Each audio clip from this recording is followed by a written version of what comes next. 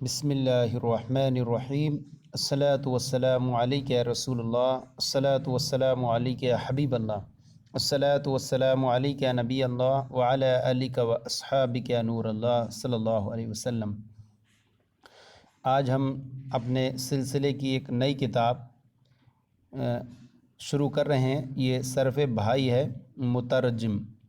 اس کے جو مصنف ہیں علامہ بہاؤالدین ہیں، اور حاشیہ جو اس پر ہے صرف بنائی۔ یہ کتاب دیکھیں، جامعۃ المدینہ کے درس نظامی کے نصاب میں داخل صرف کی یہ پہلی کتاب صرف بھائی مترجم ہے۔ اس کے جو مصنف علامہ بہاؤالدین عاملی رحمۃ اللہ علیہ ہیں، اس کا جو ترجمہ کیا ہے، گویا کہ فارسی کی کتاب ہے، فارسی کی کتاب تھی، اور اس کا ترجمہ کیا ہے صرف ضیائی کے نام سے ہے، جس کے مترجم ہیں ابو الحسنین قادری العطاری۔ اور اس کا جو حاشیہ ہے صرف بنائی، اس کو حاشیہ لگانے والے ہیں ابن داؤد حنفی العطاری المدنی۔ پیشکش ہے مجلس المدینۃ العلمیہ دعوت اسلامی کی، اور اس کے اندر جو ہے ترجمہ ہے سب کچھ اور حاشیہ ہے۔ تو ہم اس کتاب کو پڑھیں گے اس میں، اور دیکھیے یہاں پر پیش لفظ بھی بیان کر رہے ہیں۔ علم صرف کی بنیادی اصطلاحات اور ان کی تعریفات اور ابتدائی گردانوں پر مشتمل مختصر رسالہ صرف بھائی ایک عرصے سے ہمارے بلاد پاک و ہند کے بہت سے مدارس دینیہ میں داخل نصاب اور اپنی افادیت میں بے مثال و لاجواب ہیں۔ اصل کتاب فارسی زبان میں ہے۔ مدارس دینیہ کے طلباء کی سہولت کے لیے تبلیغ قرآن و سنت کی تعلیمگیر غیر سیاسی تحریک دعوت اسلامی کی مجلس المدینۃ العلمیہ کے شعبہ درسی کتب کی جانب سے اس کا اردو ترجمہ بنام صرف ضیائی پیش کیا جا رہا ہے۔ تو اس کے ساتھ اردو حاشیہ بنام صرف بنائی کا اہتمام کیا گیا ہے، جو صرف بھائی کی شرح فضل خدائی کی تلخیص ہے۔ تو یہ اس کے اندر یہ ساری چیزیں ہیں۔ اس کے اندر ہم اس کے اندر آج پڑھیں گے، اور یہ طریقہ رکھیں گے ہم اس کے اندر کہ ہم اوپر جو ہوگی وہ اصل کتاب کا ترجمہ ہوگا، اور پھر نیچے جو ہے حاشیہ ہوگا۔ تو حاشیہ حالانکہ یہ پڑھ سکتے ہیں خود سے بھی، لیکن ہم حاشیے کی تھوڑی تھوڑی وضاحت کرتے چلیں گے، تو اس سے جو ہے طلبہ جو گھر بیٹھے بھی پڑھ سکتے ہیں، وہ آسانی سے ان کے سمجھنے میں بھی آسانی ہوگی اور معلومات میں بھی اضافہ ہوگا۔ تو ہم جو ہے ایک مقدار میں اس کا اوپر کا ترجمہ کریں گے، پھر انہی کی یہاں پر وہ مزید وضاحت اور فائدے ہوں گے۔ تو آئیے شروع کرتے ہیں اس کو۔ بسم اللہ الرحمن الرحیم۔ اصل کتاب ہے صرف بھائی، اور حاشیہ جو اس کا صرف بنائی ہے۔ اور جان لے، اب یہ عبارت آپ کے سامنے نہیں ہے، یہاں پر صرف ترجمہ دیا ہوا ہے۔ تو جان لے تو اے پیارے اسلامی بھائی، اسعدک اللہ تعالی فی الدارین، اللہ تبارک و تعالی تجھے دونوں جہان میں خوش بخت رکھتے کہ لغت عرب کے کلمات کی 3 قسمیں ہیں۔ اسم جیسے رجل و علم، فعل جیسے ضربہ دحرجہ، اور حرف جیسے من اور الی۔ یہ آپ کے سامنے اتنا عبارت ہوئی۔ اب اسی کے ہم حاشیے پڑھیں گے۔ دیکھیے یہاں پر جو انہوں نے حاشیے لگائے، نمبر آپ دیکھتے جائیں گے، ایک ایک نمبر جہاں جہاں نمبر لگائے اس حساب سے ہم حاشیے پڑھیں گے اس کے، اور انشاءاللہ آپ کو فائدے ہوں گے۔ تو فرماتے ہیں جان لے۔ تو اب یہاں نمبر پہ ہے، دیکھیے یہاں جو ہے مصنف بسم اللہ الرحمن الرحیم، مصنف نے اپنی کتاب کو بسم اللہ الرحمن الرحیم سے شروع کیا۔ اس کی جو ہیں کئی وجوہات ہیں، وجہیں ہیں، جن میں سے ایک تو یہ ہے کہ سرکار مدینہ صلی اللہ علیہ وسلم نے ارشاد فرمایا، کل امر ذی بال لا یبدا فیہ ببسم اللہ الرحمن الرحیم اخطا، یعنی الدر المنصور جلد اول صفحہ نمبر 26۔ اس کا ترجمہ یہ ہے کہ ہر وہ امر ذی شان کام جس میں اس کی شروعات بسم اللہ سے نہ کی جائے وہ نامکمل رہتا ہے۔ تو مصنف علیہ الرحمٰ نے اپنی کتاب کو بھی بسم اللہ سے شروع فرمایا تاکہ ان کی کتاب بھی مکمل ہو جائے، اور یہ امر اہم کام ہے، اس لیے بسم اللہ سے شروع فرمایا۔ نیز اس لیے بھی بسم اللہ سے شروع فرمایا تاکہ قرآن کریم کی اتباع ہو جائے کہ وہ بھی بسم اللہ سے شروع ہے۔ قرآن کریم میں بھی جو ہے شروعات جو ہے بسم اللہ سے ہے، اس لیے مصنف الرحمٰ نے ایک تو حدیث پاک کی اتباع کرتے ہوئے، نیز قرآن پاک کی اتباع کرتے ہوئے بسم اللہ سے شروع فرمایا۔ اب یہاں مصنف نے فرمایا جان لے، فرماتے ہیں اس کی طرف کہ جان لے یہ جو ہے امر کا صیغہ ہے، یہ صیغہ امر ہے۔ مصنفین یہ مصنف کی جمع ہے۔ مصنفین کی یہ عادت ہے کہ جب بہت اہم چیز بیان کرنی ہوتی ہے تو لفظ بدع یا فارسی کے اندر بدع یعنی جان لے یا لفظ علم لاتے ہیں۔ کیوں لاتے ہیں؟ تاکہ مخاطب کی غفلت دور ہو اور اس اہم امر کی طرف متوجہ ہو کر اس کو اچھی طرح سمجھ سکیں۔ یہ جب کوئی کسی کو کوئی بات اہم طور پر بیانہ ہوتی ہے تو اس طور پر کہ آپ دیکھتے ہیں عرف میں بھی بولتے ہیں، غور کریں ذرا اس بات پر، تو ذرا دھیان دے صحیح کر کے، تو یہ جو ہوتا ہے سامع اور جو طالب علم جو ہے وہ پڑھنے بیٹھا ہے تو اس کے ذہن کو متوجہ کرنے کے لیے یہ لفظ لاتے ہیں تاکہ اس کے ذریعے سے اس کا ذہن پوری طور پر متوجہ ہو جائے اور اچھی طریقے سے سمجھ سکے۔ فرماتے ہیں تو اے پیارے بھائی اصدق اللہ فی الدارین، اللہ تعالیٰ تجھے دونوں جہان میں، اب یہاں اس کی 2 نمبر حاشیے پہ فرماتے ہیں اسعدہ، یہ دعائیہ کلمہ ہے، یہ بھی اسعدہ تمہیں اللہ تعالیٰ دونوں جہان میں خوش بخت رکھے۔ دعائیہ کلمہ یہ مصنفوں کی شفقتوں ہیں سے ہے، مہربانی ہے ان کی کہ وہ طلبہ کرام کو جگہ جگہ دعاؤں سے نوازتے رہتے ہیں۔ یہ مصنفین کی شفقتوں سے ہے کہ وہ طلبہ کرام کو جگہ جگہ دعاؤں سے نوازتے رہتے ہیں، کبھی پیار بھرے دعائیہ کلمات بولتے رہتے ہیں۔ اور یہاں سعادت جو لائیں صدق اللہ، یہاں سعادت سے مراد علم کی دولت ہے، جسے حاصل کر کے اس پر عمل کرنا دنیا و آخرت کی عزت اور سعادت مندی کا سبب اور ذریعہ نجات ہے۔ اگر کہیے کہ مصنف جملہ دعائیہ عربی میں کیوں لائے، یہاں ایک ہو سکتا ہے کہ اعتراض ہو اسعدہ کا، یہ دعائیہ کلمات کیوں لائے، یہاں اردو میں لانا چاہیے تھا، اردو میں ترجمہ کیا گیا ہے۔ تو کہہ رہے ہیں اگر کہیں کہ مصنف جملہ دعائیہ عربی میں کیوں لائے تو ہم کہیں گے کہ اس لیے کہ عربی زبان میں کی گئی دعا اللہ تعالیٰ کو محبوب ہے، کیونکہ اللہ تعالیٰ کے محبوب اعظم صلی اللہ علیہ وسلم کی زبان عربی ہے، آپ کی زبان عربی ہے، اور ہر محبوب کی ہر چیز ہر شے محبوب ہوتی ہے، لہذا اللہ تعالیٰ کو اپنے محبوب اکرم کی زبان محبوب ترین ہے اور تمام زبانوں سے افضل ترین ہے، اس لیے مصنف بھی عربی میں دعا فرمائے۔ اب یہاں آیا دارین، فرماتے ہیں دارین یہ دار کا تثنیہ ہے، ایک ہوتا ہے واحد، ایک ہوتا ہے تثنیہ، ایک ہوتا ہے جمع، یعنی 2 کو بولتے ہیں تثنیہ اور 2 سے زیادہ کو جمع اور 1 کو واحد بولتے ہیں۔ تو دارین دار کا تثنیہ ہے، اور دار اصل میں دورن تھا، کیا تھا؟ دورن تھا، واو کو الف کیا، واو کو الف کیا تو کیا ہوا؟ دارن، دارن ہو گیا۔ اور اس کا لغوی معنی کیا ہے؟ اس کے لغوی معنی ہے پھر پھر کر آنا، پھر پھر کر آنا۔ گھر کو دار اسی لیے کہتے ہیں کہ اس میں بھی انسان پھر پھر کر آتا ہے، ادھر ادھر کے چکر لگاتا ہے دنیا بھر کے، پھر آنا اس کو یہیں پر ہی ہے، تو اسی لیے دار کو بھی دار اس لیے کہتے ہیں کہ وہاں انسان پوری دنیا کے بھی چکر لگانے کے بعد آتا گھر ہی ہے۔ اور یہاں دارین جو تثنیہ لائیں اس سے مراد کون ہے؟ ایک دار، یہاں دارین سے مراد دار دنیا اور دار آخرت ہے، تو دار دنیا تو اللہ تعالیٰ تمہیں دونوں جہان یعنی دنیا میں بھی اور آخرت میں بھی خوش بخت رکھے۔ اب یہاں پر فرمایا کہ لغت عرب میں جو ہے لغت عرب کے کلمات کی 3 قسمیں ہیں، یعنی جتنے بھی کلام عرب میں جو الفاظ ہیں وہ 3 ہوں گے، یہ وہ 3 حصے میں شمار ہیں، 3 اس کے حصے ہیں، یا تو وہ اسم میں ہوں گے، یا تو وہ فعل ہوں گے،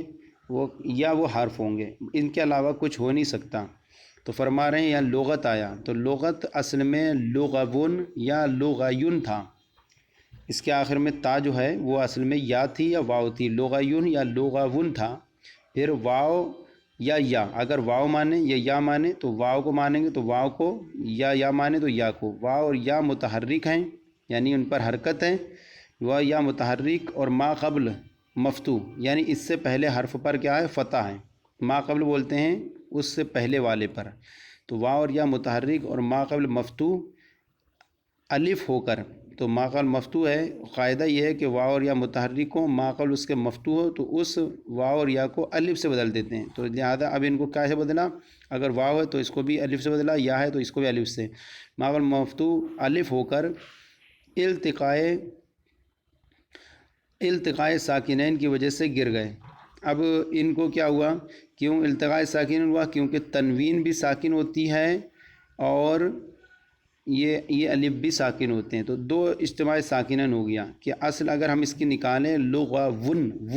نون آئے گا آخر میں، وہ بھی ساکن ہے، اور پھر واو کو الف سے بدلیں گے تو واو الف ساکن، اور نون جو تنوین کی شکل میں دکھ رہے ہیں آپ، یہ ساکن ہے، نون ساکن، تو یہ بھی ساکن، اور اسی طرح یا بولیں تو یہ بھی کیا ہوگی؟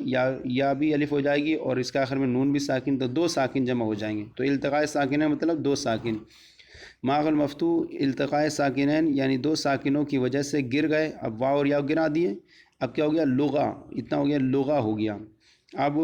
اور اس کے آخر میں پھر ان واو یا کے بدلے میں اس کے آخر میں تا آ گئی، تو کیا ہو گیا؟ لغت ہو گیا۔ اب یہاں سے ایک فائدہ بیان فرما رہے ہیں کہ فائدہ یہ ہے کہ تائے عوض ہمیشہ ایسے حرف کے عوض لاتے ہیں، تا جو ہے نا لاتے ہیں لاسٹ میں، وہ ایسے حرف کے بدلے لاتے ہیں جو التقاء اجتماع ساکنین کے بغیر حذف ہوا ہو۔ جیسے عیدتن میں تا لائے تو یہاں پر شروع سے واو کو حذف کیے ہیں، اور یہاں پر جو ہے التقاء ساکنین نہیں تھا۔ اسی طرح اقامتن، یہاں پر بھی اصل میں تا لے کر آئیں تو یہاں پر بھی جو ہے یہاں پر بھی اجتماع ساکنین نہیں تھا، تو التقاء ساکنین کے بغیر حذف ہوا، جیسے عیدتن میں تا لائے، اقامتن میں تا لائے وغیرہ میں۔ مگر لغت اور میت میں دیکھ رہے ہیں کہ آپ نے دیکھا کہ یہاں پڑھا کہ اجتماع ساکنین ہوا، پھر بھی جو ہے یہاں پر جو ہے لے کر کے آئے، تا لے کر کے آئے، اور جبکہ انہوں نے بتایا کہ تا ایسے حرف کے بعد لاتے ہیں جبکہ اجتماع ساکنین کے بغیر حذف ہوا، اور یہاں الف اور واو اور یا حذف ہوئے لیکن اجتماع ساکنین کی وجہ سے، تو اس کا جواب دے رہے ہیں مگر لغتن اور میتن یہ دو ایسے کلمے ہیں جن میں واو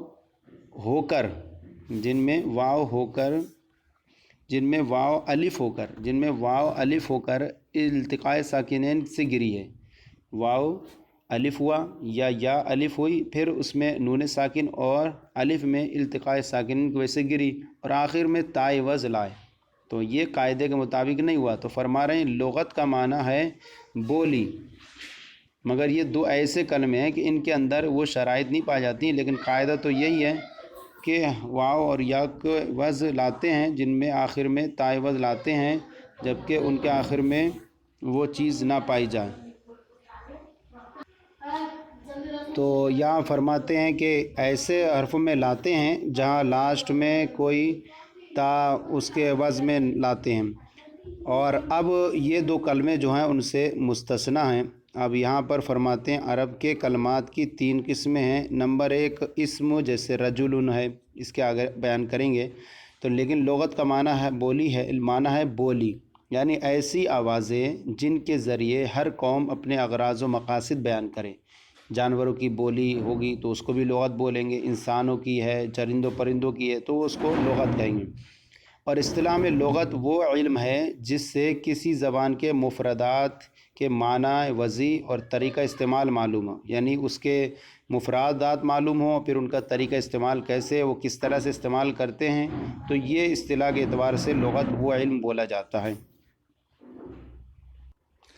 اب یہاں پر فرماتے ہیں کہ عرب آیا، یہاں عرب کے کلمات، تو فرماتے ہیں عرب یا عرب عین اور را کے فتح کے ساتھ ہے،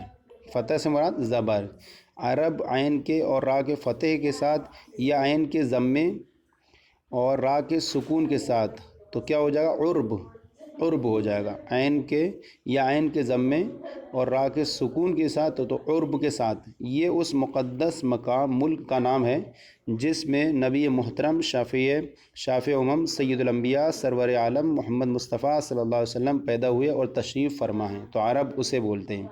فرماتے ہیں عرب کے کلمات یہ کلمے کی جمع ہے، اور کلمہ جو ہے جمہور نحات کے نزدیک، یعنی جمہور ایک نحویوں کی بھی دو گروہ ہیں، تو جمہور یعنی جو اکثر جو ہیں ناہن کی جمع نحات ہے، نحوی کو نحات بولتے ہیں، تو جو لوگ نحو سے زیادہ وابستہ ہیں ان کے بھی ایک ہے کہ یہ نحو میں یہ ماہرین ہیں، تو ان کو ایک گروہ ہے جمہور نحات، اور کلمہ جمہور کے نحات اور کلمہ جمہور نحات کے نزدیک غیر مشتق ہے، یعنی یہ کیا بولتے ہیں کہ کہتے ہیں کلمہ یہ ہے، یہ مشتق نہیں ہے، آگے پڑھیں گے مشتق مصدر مشتق جامد، یعنی یہ کسی سے مشتق نہیں ہے بلکہ یہ جامد ہے اور غیر مشتق ہے۔ اور بعض حضرات فرماتے ہیں یہ کلمن سے ماخوذ ہے، یعنی کلمہ یہ کلمن سے ماخوذ ہے جس کا لغوی معنی ہے زخمی کرنا۔ تو کلمہ کا معنی ہوتا ہے اصل زخمی کرنا ہے۔ اور اصطلاح میں کلمہ کسے کہتے ہیں؟ اصطلاح میں کلمہ اس ایک لفظ کو کہتے ہیں جو کسی معنی کے لیے وضع کیا گیا ہو، کوئی معنی کے لیے وضع کیا گیا ہو تو اس کو کلمہ کہتے ہیں، جس کو واضح نے وضع کر دیا، جیسے کہ قلم ہے، اس قلم ان کو وضع کر دیا ایک لکھنے والی چیز کے لیے، تو اس کو ہم بولیں گے کہ کلمہ ہے۔ کلمہ اس لفظ کو کہتے ہیں جو کسی ایک معنی کے لیے وضع کیا گیا ہو، اور کلمہ کے لغوی معنی زخمی کرنا اور اصطلاحی معنی میں مناسبت یہ ہے، لغوی معنی زخمی کرنا اور اصطلاحی معنی میں مناسبت یہ ہے کہ بعض کلمات بھی اسی طرح اثر کرتے ہیں جس طرح زخم کا اثر ہوتا ہے، کہ دونوں میں مناسبت دکھا رہے ہیں کہ بعض کلمات اصطلاحی معنی اور لغوی معنی میں جو ہے مناسبت یہ ہے کہ بعض کلمات جو ہوتے ہیں نا وہ اسی طرح اثر کرتے ہیں جس طرح سے زخم کا اثر ہوتا ہے، جیسا کہ مقولہ ہے جراحت السنانی اصعب من جراحت السنان، یعنی سنان لسان زبان کا زخم، یعنی زبان کا جو زخم ہے وہ اصعب من جراحت السنان نیزے اور تلوار کے زخم سے زیادہ ہے، سخت ہے، کیونکہ زبان اور نیزے اور تلوار کا جو زخم ہے وہ بھر جاتا ہے، لیکن زبان کا اگر کسی نے بہت خطرناک بات کہہ دی آپ کو دل جلانے والی تو وہ زندگی بھر وہ اس سے زخم نہیں بھرتا۔ تو دیکھیے کہ زبان کے اثر نے، یہ بات نے بھی ایسا اثر کیا، تو اصطلاحی معنی میں مناسبت ہو گئی لغوی معنی سے کہ بات کے کلمات بھی اس طرح سے اثر کرتے ہیں جس طرح سے ایک زخم کا اثر ہوتا ہے، کہ زخم جو ہے انسان کو تکلیف دیتا ہے، ایسی بات کے الفاظ بھی ہوتے ہیں وہ بھی انسان کو تکلیف دیا کرتے ہیں، دونوں کے اندر مناسبت موجود ہے۔ پھر فرماتے ہیں کلمات کی تین قسمیں کون سی ہیں؟ ان تینوں قسموں کو سی اقسام بولتے ہیں، آگے پڑھیں گے آپ، سی اقسام، شش اقسام، ہفت اقسام۔ تو کلمات عرب جتنے بھی استعمال ہوتے ہیں وہ تین قسمیں، ان کو سی اقسام، سی معنی عرب فارسی کا لفظ ہے، سی معنی تین، اقسام معنی قسمیں، تین قسمیں، ان کو تین قسموں کو سی اقسام بھی کہتے ہیں، یعنی اسم، فعل، حرف۔ اب قسم کا معنی کیا ہے؟ قسم کا لغوی معنی ہے حصہ ہے یا شے مقسوم کا جز ہے، یعنی وہ شے جو کسی سے کاٹی گئی ہو تو شے کا جز ہے۔ قسم کا معنی حصہ ہے یا شے مقسوم کا جز ہے، کوئی ایک چیز ہے بڑی، اس میں سے کوئی حصہ کاٹا گیا تو اس کو بولیں گے یہ ہم قسم ہے، جیسے کہ اینٹ میں سے ایک چھوٹا سا ٹکڑا کاٹ لیا گیا تو اس کو بولیں گے یہ اینٹ کا ایک قسم ہے، اینٹ کی قسم ہے، یہ اینٹ میں کا حصہ ہے۔ اگر کہیے، اب یہ کہتے ہیں کہ کلمے کی تین ہی قسمیں کیوں ہیں؟ بھائی کلمے کی اتنے کلمات جو ہیں پورے عرب میں ہیں، ان کی تین ہی قسمیں کیوں ہیں؟ آپ 4-5 کیوں نہیں کر سکتے؟ تو اس کی دلیل حضرت دیتے ہیں، اگر کہیے کلمے کی تین ہی قسمیں کیوں ہیں تو ہم کہیں گے کہ اس لیے کہ کلمہ دو حال سے خالی نہیں، کلمہ دو حال سے، یہ دلیل حسر یعنی اس کے علاوہ نہیں ہوگا، کلمہ دو حال سے خالی نہیں، یا تو وہ مستقل معنی پر دلالت کرے گا یا نہیں۔ مستقل معنی کا مطلب یہ ہے کہ اپنے معنی پر دلالت کرنے میں کسی کا محتاج ہوگا نہیں، تو یا تو مستقل معنی پر دلالت کرے گا یا نہیں۔ اگر نہ کرے، یعنی اپنے مستقل معنی پر دلالت نہ کرے بلکہ کسی کا محتاج ہو تو وہ ایسی صورت میں کیا ہے؟ وہ حرف ہے۔ اگر مستقل معنی پر دلالت نہ کرے تو وہ حرف ہے، اور اگر کرے گا تو اب اگر یہ کہ مستقل معنی پر دلالت کرے تو اس کی دو صورتیں ہوتی ہیں، پھر دو حال سے خالی نہیں، یعنی دو صورتوں سے خالی نہیں، یا تو اس میں زمانہ پایا جائے گا یا نہیں۔ اگر پایا جائے، یعنی اگر وہ دو معنی مستقل پر دلالت کرے تو اگر اس میں زمانہ بھی پایا جائے تو وہ فعل ہے، ورنہ اسم یعنی معنی مستقل پر دلالت کرے اور اس میں زمانہ نہ پایا جائے تو وہ اسم ہے۔ اب دلیل حاصل کا حاصل نکلا، اگر وہ کلمہ معنی مستقل پر دلالت کرے گا یا نہیں، اگر نہ کرے تو وہ حرف ہے، اگر معنی مستقل پر دلالت کرے تو پھر دو صورتیں، یا تو وہ اس کے اندر زمانہ پایا جائے گا یا نہیں، اگر پایا جائے تو وہ فعل اور زمانہ نہ پایا جائے تو وہ اسم ہے۔ اب یہاں سے فرما رہے ہیں کہ اسم، کلمے کی تین قسمیں۔ اسم نام اصل میں ہوتا ہے، کسی کا نام ہے، جیسے رجل بیان کر رہے ہیں، رجل مانے مرد، یہ کہہ رہے ہیں کہ اسم کیا ہے؟ اسم کہہ رہے ہیں اسم کا لغوی معنی ہے نشانی یا بلندی ہے، عرف میں بمعنی نام استعمال ہوتا ہے، جیسے کہا جاتا ہے ما اسمو کا، تمہارا نام کیا ہے، تو نام کے معنی میں استعمال ہوتا ہے عرف میں۔ بصریوں کے نزدیک، اچھا یہ بصری اور کوفی بھی سمجھتے چلیں آپ۔ بصری جیسے ہمارے جو ہیں شوافع، مالکی، حنبلی، حناف، یہ اس طرح سے ہیں ایک طبقہ فقہ کا۔ اسی طرح سے نحو کے بھی ایک گروہ ہیں، ایک کوفی کہا جاتا ہے، ایک گروہ کو بصری کہا جاتا ہے۔ بصری حضرات نحوی اور کوفی حضرات جو ہیں نحو سے، تو اس طرح سے بصریوں کے نزدیک یہ کیا ہے، اسم کیا ہے، یہ اصل میں کیا تھا، سمون تھا۔ اصل میں اسمن کیا تھا، اصل میں سمون تھا، بمانے بلندی، سما یسمو سے۔ اب کیا ہوا، واو پر ضمہ ثقیل ہونے کی وجہ سے گر گیا۔ ثقیل واو پر جو ہے ضمہ جو ہے بھاری تھا، ثقیل مانے بھاری تھا، اب واو پر سے ضمے کو گر گیا۔ اب کیا ہوا، واو بھی ساکن، اسمن، اب واو بھی ساکن ہو گیا، اور اب واو پر ضمہ ثقیل ہونے کی وجہ سے گر گیا۔ واو بھی التقائے تنوین کے سبب گر گئی، تنوین تو ساکن ہے، اور ہو گیا، واو بھی التقائے، واو پر ضمہ ثقیل تھا تو واو بھی التقائے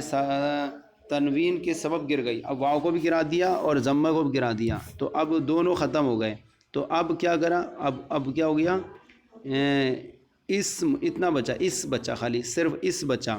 اب واو ختم ہو گیا، اب اور اس واو کے عوض کیا کریں، اس واو کے بدلے اول میں یعنی شروع میں حمزہ لیا ہے۔ سمون ہے تو اب سمون میں واو حذف کیے، تو واو کا حذف کرنے کے بعد سین پہ سیم ہو گیا، سم رہ گیا، صرف واو بھی ختم ہو گیا اور تنوین بھی ختم ہو گئی، تو اس واو کے بدلے شروع میں حمزہ لیا ہے، اور کیا ہو گیا، اب حمزہ لیا ہے، اور سین کا کسرہ جو تھا سم میں، سین کا کسرہ جو ہے نقل کر کے حمزہ کو دے دیا۔ اب کیا ہو گیا، اسم ہو گیا، اور میم پر اعراب جاری ہو گیا، میم پر جو اعراب تھا وہ جاری ہو گیا اور اسمن بن گیا۔ تو سین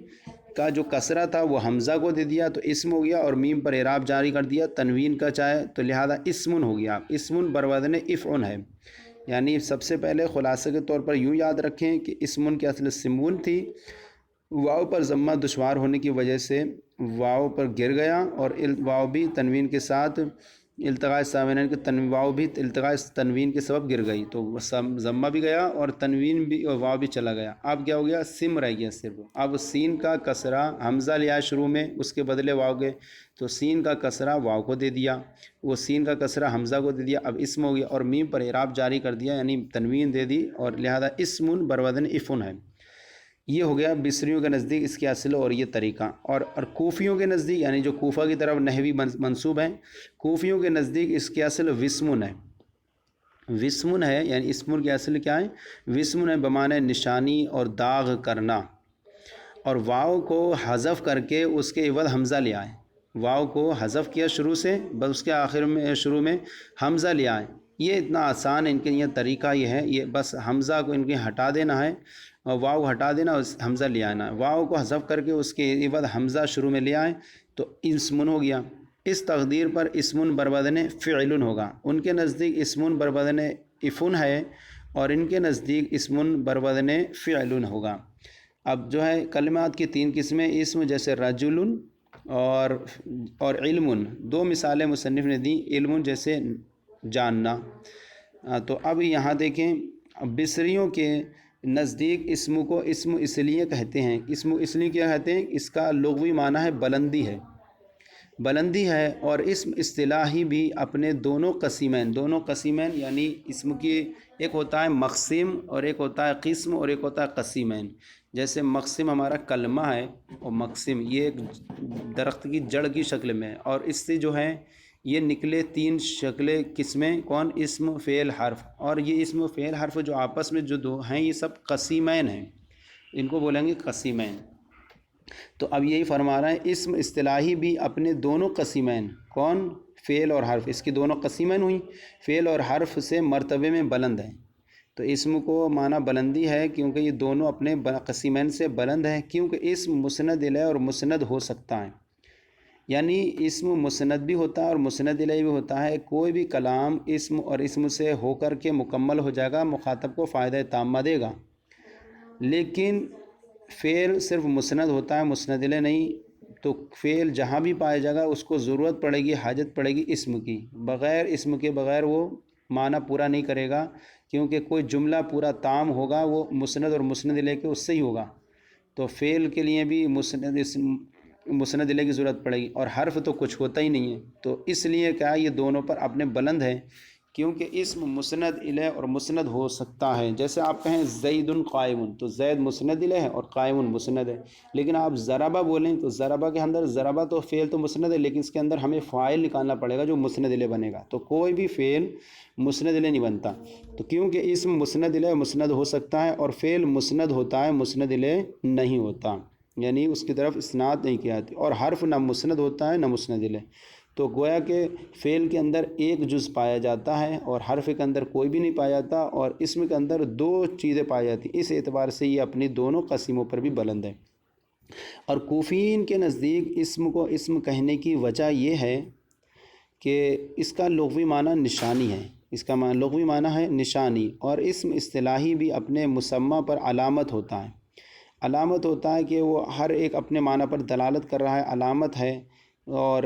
پہچان شناخت کرا رہا ہے، تو اس اعتبار سے وہ کہتے ہیں کہ اس اصطلاح میں بھی اپنے مسمى پر علامت ہوا کرتا ہے۔ اور اصطلاح میں اسم وہ کلمہ ہے، اصطلاح میں جو ہم تعریف کرتے ہیں اسم کی وہ یوں ہی کرتے ہیں کہ اصطلاح میں اسم وہ کلمہ ہے جو مستقل معنی پر دلالت کرے اور بے اعتبار وضع اول یعنی تینوں زمانوں میں سے کوئی زمانہ اس میں نہ ہو، جیسے رجل علم۔ دیکھیے رجل یہ جامد کی مثال ہے اور علم یہ مصدر کی مثال ہے، ان کے اندر دونوں کے اندر جو ہے زمانہ نہیں ہے، رجل آدمی، علم جاننا، تو یہ جو ہے اس کی تعریف ہوئی۔ اور اسم اصطلاح میں وہ اسم کلمہ ہے جو مستقل معنی پر دلالت کرے اور بے اعتبار وضع اول تینوں زمانوں میں سے کوئی زمانہ اس میں نہ ہو، یعنی تینوں زمانے ماضی، مضارع، حال، یہ ماضی، مستقبل، حال، ان تینوں زمانوں میں سے کوئی زمانہ اسم کے اندر نہیں پایا جاتا۔ تو یہ اس کی یوں بیان ہو گیا اسم کا۔ اب یہاں پر ایک آپ نے رجل اور علم کہا، تو یہاں دیکھ فرماتے ہیں کہ رجل اور علم یہ اسم کی دو مثالیں یہاں پیش کی ہیں، حالانکہ بہت ساری، لیکن ایک طور سے سمجھانے کے لیے یہاں دو ہی مثالیں پیش کی ہیں، اور اسم کی یہ دو مثالیں ہیں، اور اسم کی یہ علامتیں یہ تنوین ہے اس میں، اور اسم کی بعض علامتیں آپ پہچانے، اچھا پہچاننے کا طریقہ بھی ہوتا ہے کہ اسم یہ ہے، فعل یہ ہے، حرف، آپ نحو کے اندر اس کو پڑھیں گے کہ اسم کی علامتیں یہ ہیں، حرف کی یہ ہیں، تو اس کے ذریعے ہم پہچان لیں گے کہ یہ اسم کی یہ ہے، یہ فعل ہے یہ۔ تو اب فرما رہے ہیں اسم کی بعض علامتیں یہاں ذکر بھی کر رہے ہیں۔ نمبر 1 اس کے اول میں الف لام ہونا، اگر جس کے شروع میں الف لام ہے تو آپ پہچان لینا کہ وہ اسم ہے، فعل نہیں ہے۔ جیسے الحمد، یہاں الف لام ہے، الحمد میں الف لام شروع میں موجود ہے، لہذا یہ اسم ہے، فعل نہیں، کیونکہ فعل کے شروع میں الف لام نہیں آتا، فعل میں الف لام نہیں آتا۔ نمبر 2 اول میں حرف جر ہونا، شروع میں حرف جر ہے تو وہ بھی کیا ہوگا، اسم ہوگا، کیونکہ حرف جر کا دخول جو ہے وہ اسم پر ہوتا ہے، فعل پر نہیں ہوتا، یہ بھی ایک خاص علامت ہے اسم کو پہچاننے کی۔ جیسے للہ، للہ میں دیکھیں اللہ یہ اسم ہے اور اس سے پہلے حرف جر لام ہے، یہ آپ پڑھیں گے حروف جارہ کا بیان۔ نمبر 3 آخر میں تنوین ہونا، لہذا جس کے آخر میں تنوین آئے گی وہ بھی اسم ہوگا، فعل نہیں ہوگا، کیونکہ فعل پر تنوین نہیں آتی ہے۔ جیسے محمدن، محمدن میں دال پر دیکھیں تنوین ہے، تو اس کو بھی کہیں گے یہ اسم ہے۔ آگے ہے نمبر 4 مسند الیہ ہونا، مسند الیہ ہونا اوپر بھی بیان کیا گیا، مسند الیہ ہونا اسم کا خاصہ ہے، اسم میں ہی پایا جاتا ہے، فعل سے مسند ہوتا ہے، تو مسند الیہ جو بنے گا یعنی جس کی طرف کسی چیز کی اسناد کی جائے گی وہ کیا ہوگا، اسم ہوگا۔ جیسے محمد الرسول اللہ، تو یہاں پر محمد اللہ کے رسول ہیں، تو یہاں محمد یہ مسند الیہ ہے، یعنی اللہ کے رسول ہونے کی اسناد کی جا رہی ہے محمد کی طرف، یہ کیا ہے، یہ ان کی طرف مسند، یہ اور رسول اللہ یہ مسند بنے گا۔ تو اب یہ دیکھیں تو یہ بھی جو ہے اسم کا خاصہ ہے۔ نمبر 5 مضاف ہونا، مضاف اگر ہے تو وہ بھی اسم ہوگا، کیونکہ فعل مضاف نہیں ہوتا۔ جیسے محب اللہ، محب اللہ یہ محب یہ مضاف ہے کلمہ جلالت کی طرف، تو ہم کہیں گے کہ پہلا والا یہ جو ہے مضاف ہے اور مضاف اسم کا خاصہ، لہذا یہ محب اسم ہے۔ نمبر 6 مصغر ہونا، مصغر کہتے ہیں کسی چیز کی تصغیر لائی جائے، کبھی پیار و محبت میں لائی جاتی ہے، حقارت کے طور پر بھی لائی جاتی ہے، تو تصغیر کسی کو اچھا، جیسے کہتے ہیں بیٹے کو بیٹا، بٹیا، بیٹی کو بٹیا، اسی طرح تو یہ سب چیزیں جو ہیں حسن جیسے حسین، یہ حسین حسن سے حسین تصغیر لائی گئی، تو یہ بھی جو ہے اسم کی خاصیت ہے کہ تصغیر جو آتی ہے وہ اسم میں آتی ہے، فعل میں نہیں آتی۔ نمبر 5 منسوب ہونا، کسی کی طرف منسوب کر دیں، کسی شہر، کسی ملک، کسی وہ اس کی طرف، تو یہ بھی منسوب ہونا، نسبت، یہ بھی اس کو بولتے ہیں، یہ بھی اسم میں آتی ہے، جیسے مدنی، نوری، اسی طرح آپ کہتے ہیں بریلوی، یعنی حسین، اور آپ پاکستانی، اور اسی طرح آپ کسی بھی شہر کی طرف منسوب کر دیں تو وہ بھی کیا ہوتا ہے، منسوب ہوتا ہے۔ عراقیون، یہ بھی ایک طرح سے یہ ہوتا ہے، اسم کے اندر ہوتا ہے۔ پھر نمبر 8 بتا رہے ہیں تثنیہ ہونا، تثنیہ ہونا یعنی یہ 2 سے 1 سے زیادہ ہونا، یہ بھی اسم کا خاصہ ہے، جیسے عالمان، عالمان 2 عالم۔ نمبر 9 جمع ہونا، جمع ہونا جیسے 1 سے زیادہ، 2 سے زیادہ ہونا، جیسے عالمون بہت سے زیادہ جاننے والے، یہ بھی اسم کا خاصہ ہے۔ نمبر 10 موصوف ہونا، یعنی موصوف ہونا، کوئی ایک آدمی ذات ہو، اس کی ایک صفت بنے تو اس کو بھی کیا کہتے ہیں، یہ موصوف ہونا بھی اسم کا خاصہ بنتا ہے، فعل کے اندر موصوف وغیرہ نہیں آتا۔ جیسے کہ رجل عالم بولیں تو رجل یہ موصوف ہے، اس کی صفت عالم ہے، رجل عالم، عالم مرد، تو یہ موصوف ذات ہوتی ہے، اس کی صفت یہ عالم ہے، تو یہ موصوف ہونا بھی اسم کے اندر ہوا کرتا ہے۔ نمبر 11 آخر میں تائے متحرکہ ہونا، جو بوقت وقف ہا ہو جائے، آخر میں تائے متحرکہ آئے گی تو وہ بھی پہچان ہے اس بات کی کہ یہ اسم ہے، فعل نہیں ہے۔ جیسے کہ فاطمہ، فاطمتن میں یہ تا ہے، یہ تا ہے اس کے، فاطمتو یہ تا ہے اس کے آخر میں، تائے متحرکہ، یہ وقف جب کرتے ہیں تو فاطمہ یہ ہا بن جاتی ہے۔ نمبر 12 مستثنیٰ ہونا، مستثنیٰ بھی یہ ہے جو ہے اسم کے خاصیتوں میں سے اور اسم کی علامتوں میں سے ہے، لہذا مستثنیٰ جہاں پایا جائے تو وہ اسم ہوگا، اور مستثنیٰ کہتے ہیں کہ مستثنیٰ منہ ہوتا ہے اور ایک مستثنیٰ، تو مستثنیٰ منہ ایک شے ہوتی ہے، اس کے سے نکالا جاتا ہے کسی فرد کو تو وہ مستثنیٰ بنتا ہے، جیسے جاء القوم الا زیدن، دیکھیے یہاں زیدن یہ اسم ہے جس کو پہلے والے القوم مستثنیٰ منہ سے نکالا گیا، تو یہ بھی مستثنیٰ بھی اسم کی خاصیتوں، اسم کی علامتوں میں سے ہیں، تو یہ اسم کے پہچاننے کی علامتیں ہوئیں۔ اب دوسرا ہے فعل، جیسے ضربہ دحرجہ، ضربہ اس نے مارا، دحرجہ اس نے لڑکایا۔ اب یہاں فعل فا کے کسرے کے ساتھ، یعنی فا کے کسرے یعنی زیر کے ساتھ، اس میں مصدر ہے، یہ مصدر ہے، فعل مصدر ہے، اور فعل جب فا کے زبر کے ساتھ پڑھیں، فا کے فتح کے ساتھ، یہ مصدر ہے، تو پہلا والا اس میں مصدر ہے اور دوسرا فا کے فعل، فا کے فتح کے ساتھ مصدر ہے۔ اس کا لغوی معنی ہے کام، اس کا لغوی معنی ہے کام، اور اصطلاح میں فعل وہ کلمہ ہے جو مستقل معنی پر دلالت کرے اور باعتبار وضع اول تینوں زمانوں میں سے کوئی زمانہ اس میں نہ پایا جائے، تو یہ، اور اس کا لغوی معنی ہے کام، اور اصطلاح میں فعل وہ کلمہ ہے جو مستقل معنی پر دلالت کرے اور باعتبار وضع اول تینوں زمانوں میں سے کوئی زمانہ اس میں نہ پایا جائے۔ وضع اول یعنی جب اس کو ہم مصدر مانیں، مصدر، تو ایسی صورت میں یہ اس کے اندر کوئی زمانہ نہیں پایا جاتا۔ باعتبار وضع اول تینوں زمانوں میں سے کوئی زمانہ اس کے اندر نہ پایا جائے، جیسے نصر ینصر، زمانہ نہ پایا جائے، تو اب اگر ہم اس کو جیسے نصر ینصر مثال دے رہے ہیں، نصر یہ زمانہ ماضی پایا گیا اس کے اندر، اور ینصر اس کے اندر زمانہ مستقبل یا حال پایا جاتا ہے، تو مصدر جب مانیں گے اس کو تو اس کے اندر زمانہ نہیں پایا جائے گا، اس کے اندر صرف جو ہے معنی پایا جائے گا، اور زمانہ جو پائے جانے کے لیے فعل مانیں گے اسے۔ فعل اصطلاحی، اب فعل اصطلاحی اگر بے اعتبار وضع اول مانے یعنی مصدر مانے تو اس کے اندر زمانہ نہیں پایا جائے گا، اور فعل اصطلاحی کو فعل اس لیے کہتے ہیں، آپ کہہ رہے ہیں فعل اصطلاحی کو فعل اس لیے کہتے ہیں کہ اصطلاحی فعل لغوی فعل، یعنی لغوی فعل حدث معنی مصدری کو اپنے ضمن میں لیے ہوتا ہے، کہ فعل اصطلاحی کو فعل اس لیے کہتے ہیں کہ اصطلاحی فعل لغوی فعل حدث اور معنی مصدری کو اپنے ضمن میں لیے رہتا ہے، کیونکہ جہاں پر بھی فعل اصطلاحی پایا جائے گا تو اس کے اندر حدث بھی پایا جائے گا اور معنی مصدری بھی پایا جائے گا، اس لیے فعل اصطلاحی کو فعل اصطلاحی کہتے ہیں۔ کہ جیسے ہم نے کہا ضربہ، تو اس کے اندر معنی بھی پایا گیا اور زمانہ بھی پایا گیا، تو اس لیے جو ہے اس کو جو ہے فعل اصطلاحی کو فعل بھی کہتے ہیں، تو اس کے اندر چونکہ حدث بھی ہو جاتا ہے اور معنی مصدری دونوں پائے جاتے ہیں اس کے اندر۔ اب فرماتے ہیں قول و حرف، ضربہ، دحرجہ اور دوسرا ہے حرف، جیسے من اور الا۔ من یہاں پر بھی حروف میں سے دو ہی بیان کیے، حرف، اور حرف کو حرف کیوں کہتے ہیں؟ فرماتے ہیں حرف کا لغوی معنی ہے کنارہ، کنارہ، کنارہ کہا جاتا ہے۔ جلست علی حرف الوادی، میں وادی کے کنارے پر بیٹھا۔ دیکھیے حرف کے وادی کے کنارے پر بیٹھا۔ اور اصطلاح میں حرف وہ کلمہ ہے جو مستقل معنی پر دلالت نہ کرے، جو مستقل معنی پر دلالت نہ کرے۔ حرف کو حرف اس لیے کہتے ہیں، معنی مستقل و دلالت نہیں کرتا، یعنی یہ اس کو ضرورت پڑتی ہے اسم کی، یہ اسم کے ساتھ مل کر آتا ہے، اپنے معنی پر دلالت کرنے محتاج ہوتا ہے۔ حرف کو حرف اس لیے کہتے ہیں، یہ کلام میں طرف اور کنارے پر واقع ہوتا ہے، یعنی نہ مسند الیہ ہوتا ہے نہ مسند ہوتا ہے، دونوں سے بالکل ہٹ گیا۔ مسند الیہ فعل، اسم جو ہے مسند الیہ مسند دونوں بن جاتا ہے، اور فعل دونوں مسند بن جاتا ہے، اور حرف کے اندر دونوں میں سے کوئی نہیں ہوتا، اس لیے یہ کنارے میں ہوتا ہے۔ پھر بس ایک اس کا یہ ہم بیان کرتے ہیں، الا جو آیا تھا،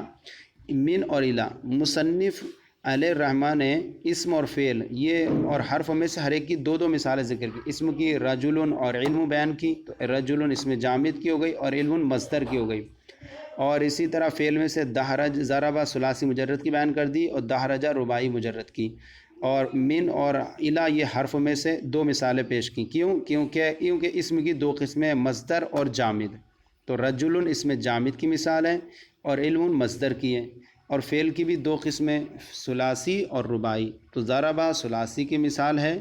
اور دحرجہ یہ رباعی کی ہے۔ اور حرف کی دو مثالیں اس لیے ذکر کی کہ حرف کا معنی ہے طرف ہے، طرف ہے اور کنارہ، اور ہر چیز کی دو طرفیں ہوتی ہیں، انتہا، ابتدا اور انتہا۔ تو من جو ہو گیا ابتدا کے معنی پر دلالت کرنے کے لیے ذکر دیا، اور الا جو ہے وہ انتہا کے لیے ہے، ابتدا اور انتہا، لہذا من ابتدا کے لیے ہے اور الا انتہا کے لیے ہے۔ تو آج ہم نے اتنا پڑھا کہ کلمات عرب میں استعمال ہونے والے جو ہیں الفاظ کی وہ تین قسمیں ہیں، یعنی